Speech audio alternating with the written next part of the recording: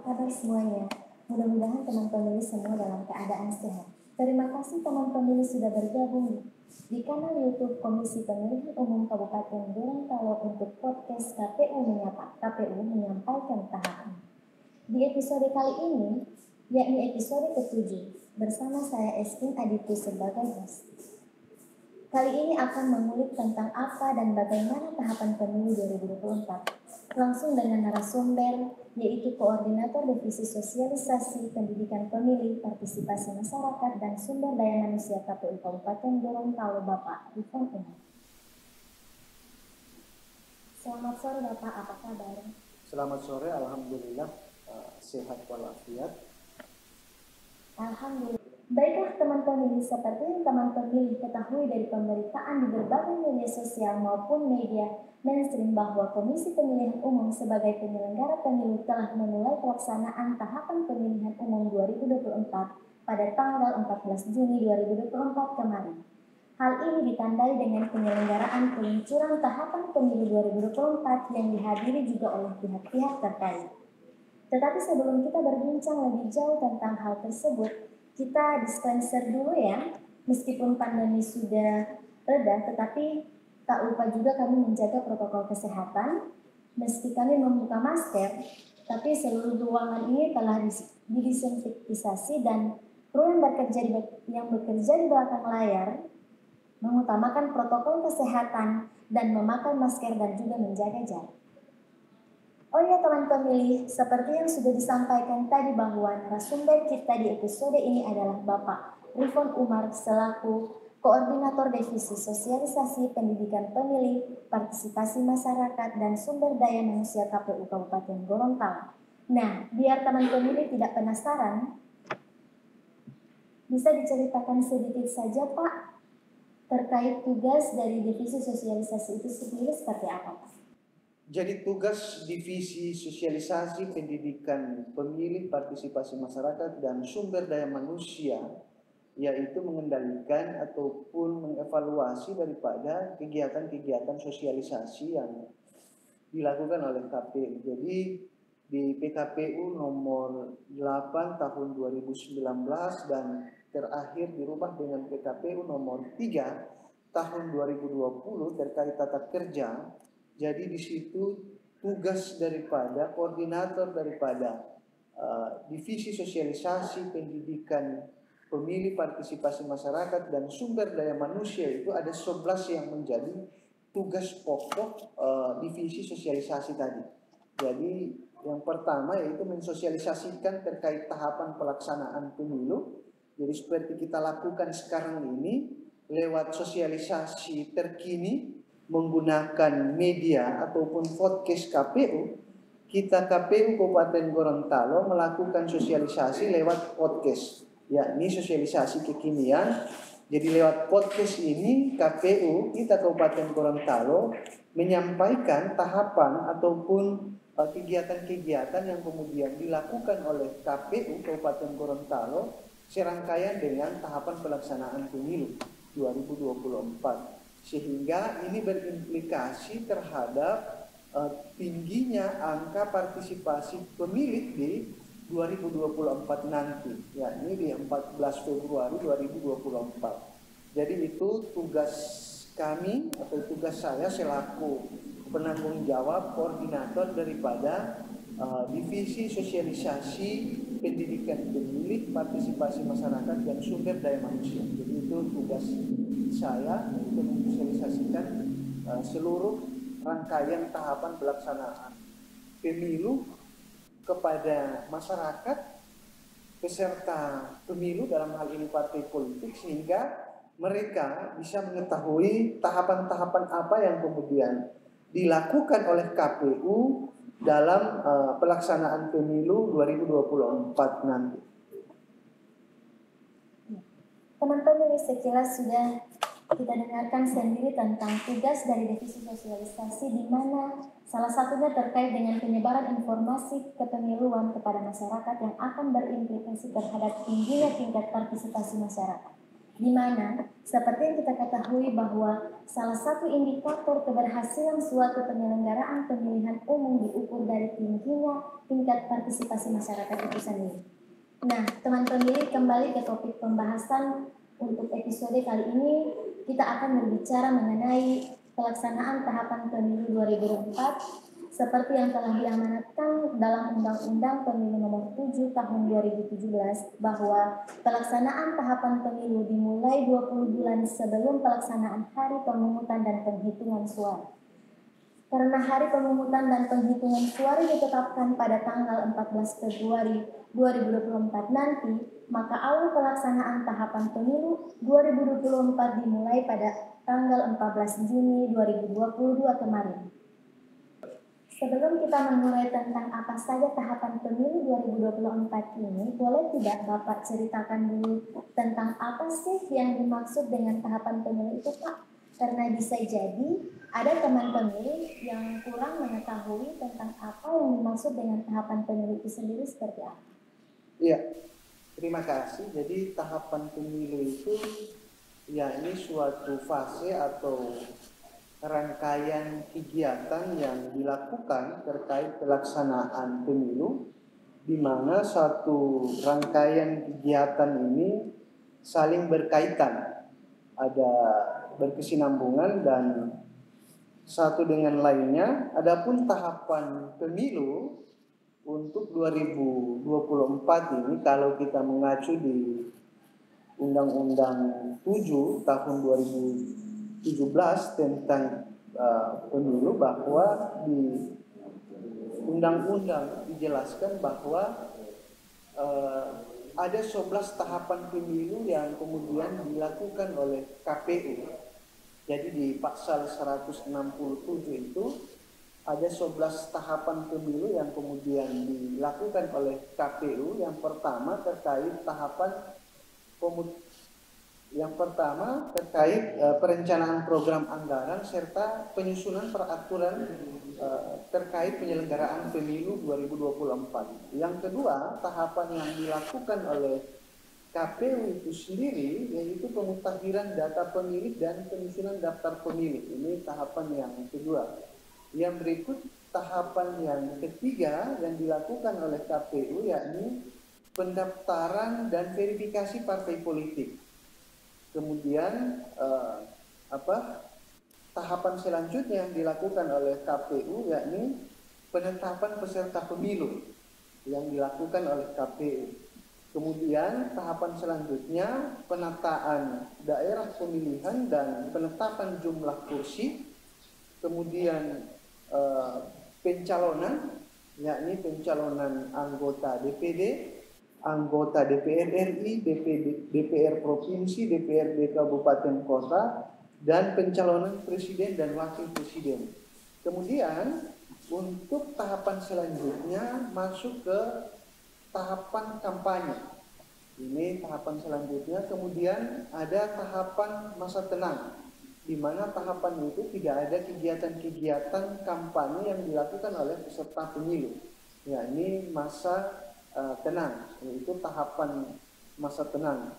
Kemudian masuk ke tahapan selanjutnya yaitu pemungutan dan penghitungan suara. Ini tahapan yang dilakukan oleh KPU, yakni tahapan pemungutan dan penghitungan suara. Kemudian tahapan selanjutnya yakni penetapan daripada hasil pemilu itu sendiri.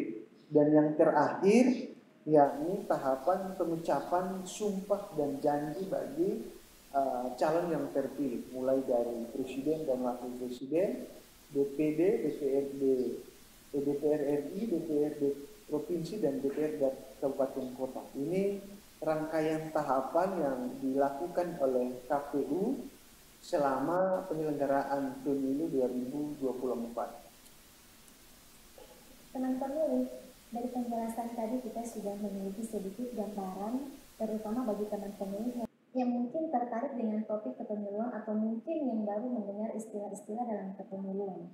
Ternyata tahapan pemilu itu ada banyak step-stepnya yang saling berkaitan dan kita jadi semakin tahu teman pemilih bahwa Dalam penyelenggaraan pemilu itu tidak hanya sekedar mengikuti kampanye misalnya atau mengikuti debat calon atau hanya sekedar datang mencoblos pada hari H. Ternyata teman pemilih jadi tahu nih bahwa 20 bulan sebelum pemungutan suara itu ada tahapan-tahapan yang harus dilakukan dan dipersiapkan oleh penyelenggara pemilu.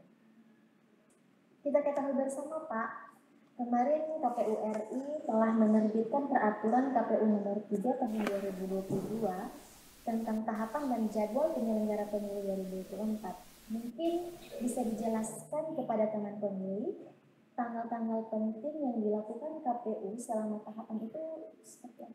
Ya, terima kasih. Jadi coba jelaskan berdasarkan PKPU nomor 3 tahun 2022 tentang tahapan, program, dan jadwal penyelenggaraan pemilu yang diterbitkan oleh KPU. Jadi 11 tahapan tadi yang saya sudah jelaskan, mulai dari tahapan perencanaan program anggaran serta penyusunan peraturan penyelenggaraan pemilu 2024, yakni dimulai pada tanggal 14 Juni 2022 sampai dengan 14 Februari 2024. Jadi itu tahapan yang pertama berdasarkan PKPU nomor 3 tahun 2022.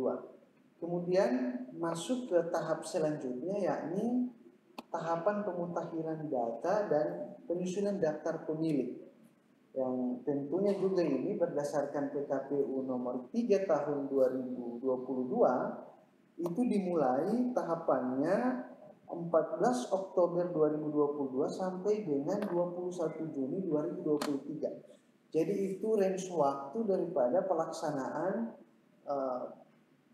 pemutahiran data pemilih dan penyusunan daftar pemilih yang dilakukan oleh KPU.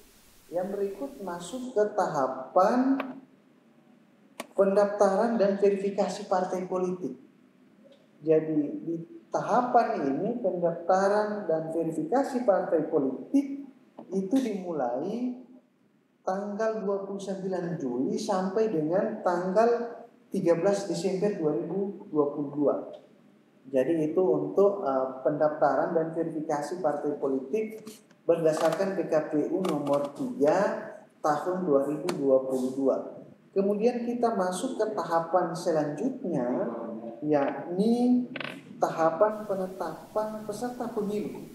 Jadi tahapan peserta pemilu ini dilakukan oleh KPU selama 1 hari, yakni untuk penetapan peserta pemilu 14 Desember 2022.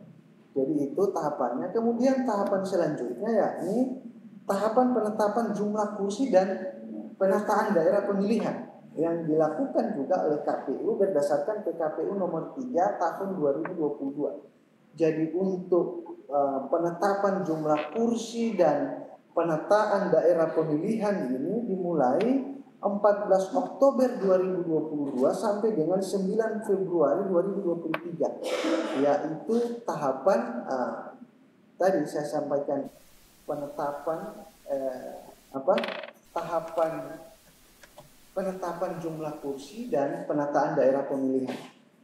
Jadi yang berikut tahapan pencalonan. Jadi terkait tahapan pencalonan ini mulai pencalonan anggota DPD, anggota DPR RI, DPRD Provinsi, DPRD Kabupaten Kota, serta pencalonan Presiden dan Wakil Presiden.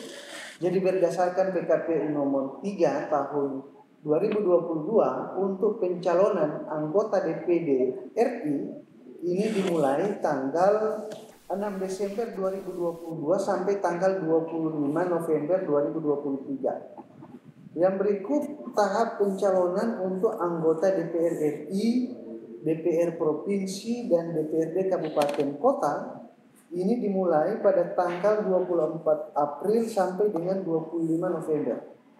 Kemudian yang terakhir pencalonan Presiden dan Wakil Presiden dimulai pada tanggal 19 Oktober sampai 25 November 2023. Itu pencalonan Presiden dan Wakil Presiden. Kemudian kita masuk pada tahapan selanjutnya, yakni tahapan kampanye. Jadi di tahapan kampanye ini yang dilakukan oleh peserta pemilu, tahapannya dimulai berdasarkan PKPU nomor 3 tahun 2022. Untuk kampanye dimulai tanggal 28 November 2023 sampai dengan 10 Februari 2024. Jadi itu masa kampanye. Kemudian kita masuk ke tahapan masa tenang, di mana di masa tahapan masa tenang ini tidak ada kegiatan-kegiatan kampanye yang dilakukan oleh peserta pemilu. Jadi masa tenang ini selama 3 hari untuk masa tenang, jadi mulai tanggal 11 Februari sampai dengan tanggal 13 Februari 2024. Jadi selama 3 hari itu tidak ada kegiatan kampanye. Kemudian kita masuk ke tahapan selanjutnya, yakni tahapan pemungutan dan penghitungan suara. Ini yang penting, di mana tahapan ini Bapak Ibu sekalian, masyarakat sekalian, bahwa untuk tahapan selanjutnya ini, tahapan pemungutan suara ini berdasarkan PKPU nomor 3 tahun 2022 itu dimulai pada hari Rabu tanggal 14 Februari 2024. Jadi itu tahapan pemungutan suara. Jadi dimulai dari jam 7 sampai dengan pukul 13.00. Jadi di hari Rabu 14 Februari 2024 itu tahapan pemungutan suara. Kemudian kita masuk tahapan selanjutnya, yakni tahapan penghitungan suara. Jadi setelah tahapan pemungutan, kita lanjut ke tahapan penghitungan. Jadi di tahapan penghitungan ini, penghitungan suara dimulai pada 14 Februari 2024 sampai dengan 15 Februari 2024. Kemudian tahapan selanjutnya rekapitulasi hasil penghitungan suara. Jadi mulai tanggal 15 Februari 2024 sampai dengan 20 Maret 2024. Itu rekapitulasi. Dan terakhir yakni tahapan penetapan hasil pemilu 2024. Jadi ini tahapan akhir yang dilakukan oleh KPU, yakni tahapan penetapan hasil pemilu 2024. Jadi di tahapan ini KPU melakukan kegiatannya untuk presiden dan wakil presiden terpilih. Jadi kalau jika tidak ada perselisihan hasil pemilu, itu paling lambat 3 hari setelah ada pemberitahuan dari Mahkamah Konstitusi. Dan kalau dan jika terdapat permohonan perselisihan hasil pemilu, maka penetapannya dilakukan paling lambat 3 hari setelah MK membacakan putusannya. Jadi mulai dari DPR RI sampai DPRD Kabupaten Kota. Itu tahapan penetapan yang dilakukan oleh KPU berdasarkan PKPU nomor 3 tahun 2022 tentang tahapan dan jadwal penyelenggaraan pemilu 2024. Nah, di antara keseluruhan tahapan pemilu yang sudah disampaikan tadi, manakah tahapan yang paling sakral atau paling terutama bagi pemerintah? Jadi ada 2 tahapan sebetulnya. Pertama, kegiatan pemungutan dan penghitungan suara, di mana pemilih datang ke tempat pemungutan suara dan menggunakan hak pilihnya. Yang berikut kegiatan pemutahiran data pemilih. Mengapa kegiatan ini penting bagi pemilih? Karena untuk memastikan apakah dirinya warga negara Indonesia dan sudah punya hak pilih, kategorinya yakni warga Indonesia yang sudah berusia 17 tahun atau belum 17 tahun tapi sudah pernah menikah dan terdaftar sebagai pemilih. Maka tahapan ini penting bagi kita semua sebagai warga negara Indonesia untuk memastikan bahwa kita sudah terdaftar sebagai pemilih atau tidak. Maka dalam tahapan pemutakhiran data pemilih ini ada banyak hal yang ditempuh oleh KPU, di antaranya sosialisasi, termasuk KPU telah membuat satu aplikasi mobile, yakni aplikasi Lindungi Hakmu.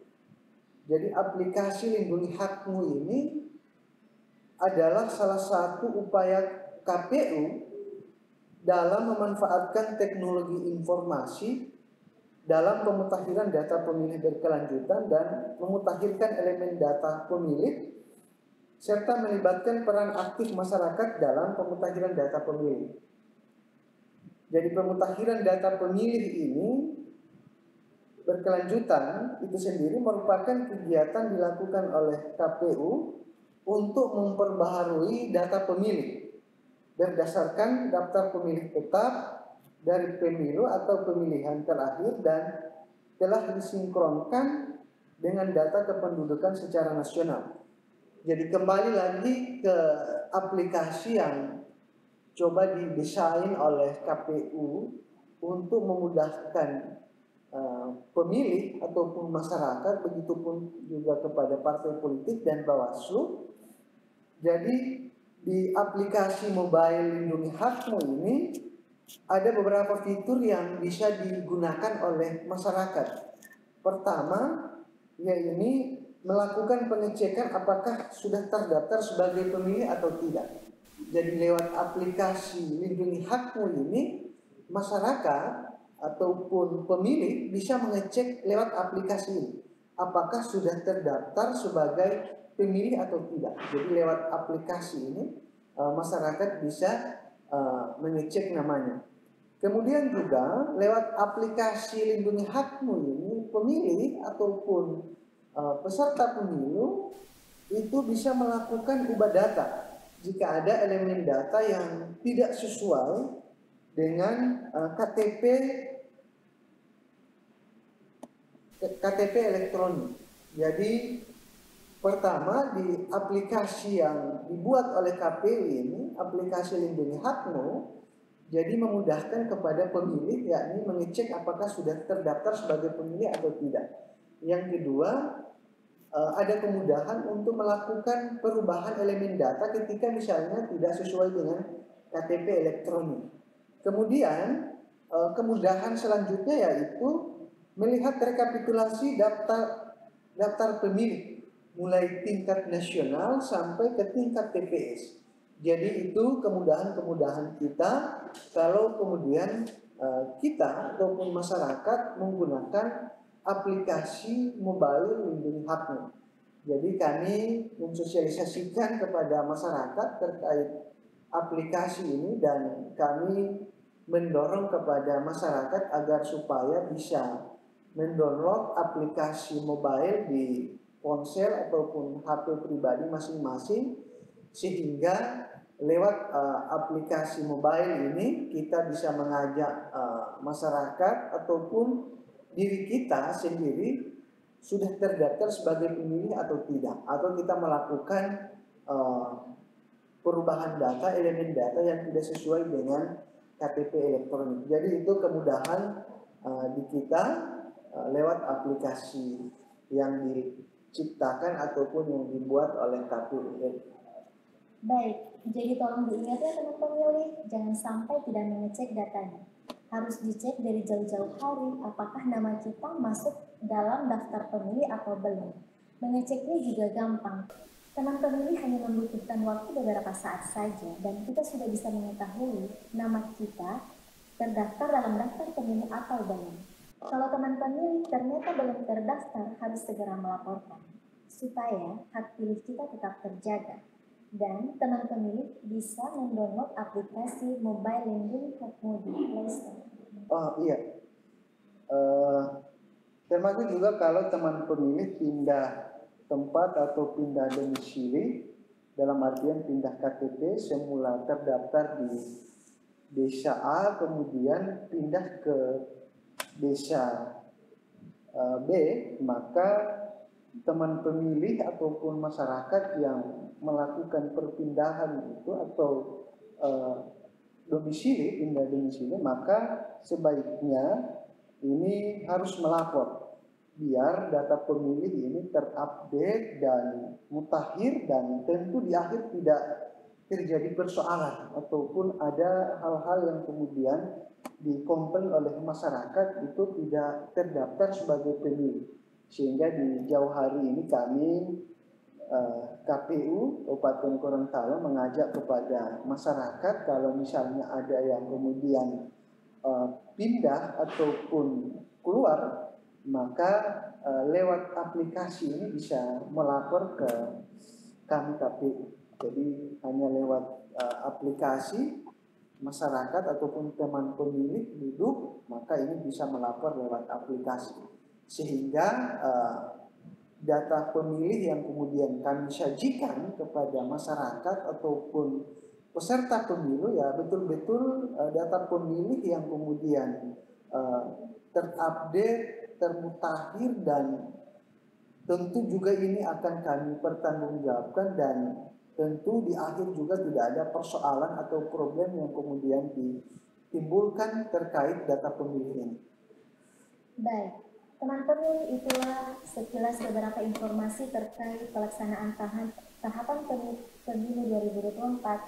Boleh memberikan satu pesan buat teman pemilih Pak, biar insya Allah sukses nanti pemilu 2024. Iya, terima kasih Mbak Espin. Jadi pada prinsipnya demokrasi itu dari rakyat untuk rakyat, maka saya mengajak kepada teman-teman sekalian, teman pemilih untuk bisa berpartisipasi dalam penyelenggaraan pemilu 2024, baik sebagai penyelenggara pemilu, sebagai pemilih, ataupun sebagai calon.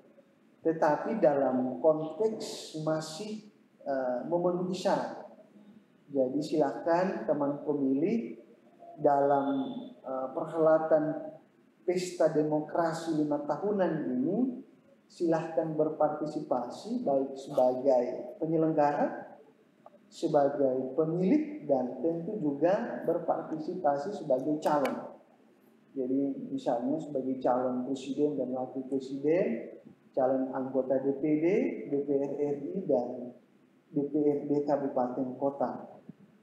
Kemudian kami juga KPU mengajak kepada masyarakat yang ada di Kabupaten Gorontalo. Kita ketahui bersama bahwa kemarin KPU telah menerbitkan PKPU tahapan nomor 3 tahun 2022, di mana tahapan ini kita sosialisasikan secara bersama-sama kepada masyarakat agar masyarakat bisa mengetahui tahapan-tahapan yang dilakukan oleh KPU. Jadi mulai tahapan perencanaan sampai dengan tahapan penetapan. Jadi semuanya ini kita sosialisasikan kepada masyarakat, kepada peserta pemilu, sehingga di akhir Bapak Ibu sekalian, masyarakat sekalian, ada peningkatan angka partisipasi di 14 April 2024. Jadi tujuan kami itu ada peningkatan angka partisipasi, dan tentu juga kami berharap kepada masyarakat yang terdaftar sebagai pemilih juga di hari Rabu 14 Februari 2024 kami mengajak agar bisa menyalurkan hak suaranya di TPS. Tidak ada yang golput.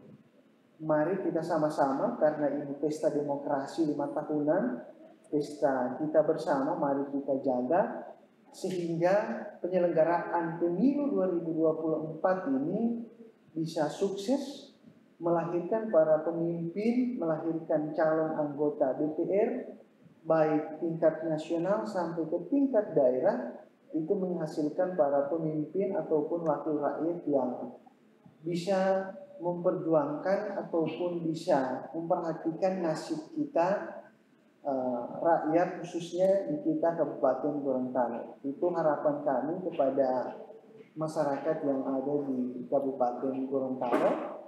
Yang pada intinya kami sekali lagi mengajak pada masyarakat untuk bisa menyalurkan hak suaranya di 14 Februari, tepatnya hari Rabu 2024, mulai pukul 7 sampai dengan pukul 13.00 untuk bisa menyalurkan hak suaranya di TPS. Saya kira hanya ini harapan kami kepada masyarakat yang ada di Kabupaten Gorontalo agar pemilu ini bisa sukses, bisa berjalan dengan tertib, lancar, dan aman. Oke, terima kasih Bapak untuk pesan-pesan kepada teman pemilih semua. Jangan lupa akses aplikasi Lindungi Hakmu. Untuk teman pemilih yang sudah mengikuti dari tadi, jangan lupa subscribe. Karena dengan subscribe dan juga berikan like dan komen, itu berarti teman pemilih semua mendukung KPU Kabupaten Gorontalo untuk terus memberikan update informasi tentang kepemiluan kepada teman pemilih semua. Baik, terima kasih Bapak atas waktunya. Ya. Terima kasih sudah berkenan hadir. Teman pemilih, jangan lupa untuk terus mengikuti podcast KPU Kabupaten Gorontalo untuk mendapatkan update informasi kepemiluan hanya di kanal YouTube Komisi Pemilihan Umum Kabupaten Gorontalo. Sampai ketemu lagi. Terima kasih. Assalamualaikum warahmatullahi wabarakatuh.